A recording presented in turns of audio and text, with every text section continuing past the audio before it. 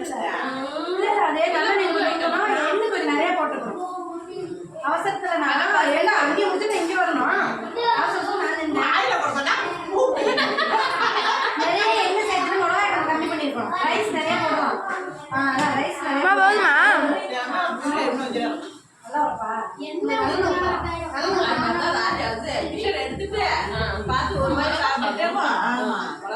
எள்ளு கம்மியா இருந்துச்சுடா பத்தல. இது கொஞ்சம் கொஞ்சம் சாப்பாடு வேற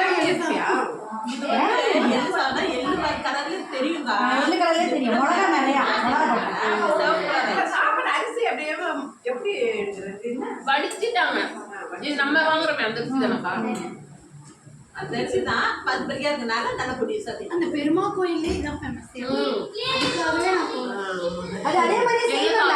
மிளகா நிறைய போட்டு மிளகா கம்மி பண்ணிட்டு எள்ள நிறைய கொட்டிடணும். அது இந்த வாட்டி சொதப்பிட்டேன். அதுவும் நல்லா இருக்கும்.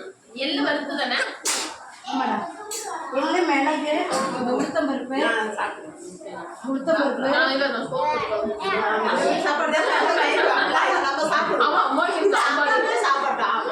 அம்மா வைக்கிற சாப்பாடு இப்ப வச்சு பாரு எப்படி இருக்கு.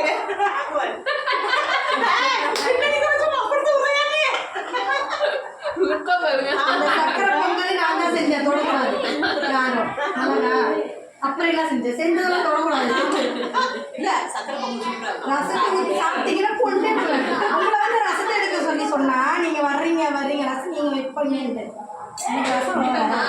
காலையில 7 மணிக்கு எழுந்திரிச்சு 8 மணிக்கெல்லாம் வந்துடுறோம். 9:30 இன்னும் 4 மணி நேரம் வந்துடுவேன். சமைக்க ஆரம்பிச்சிடலாம்.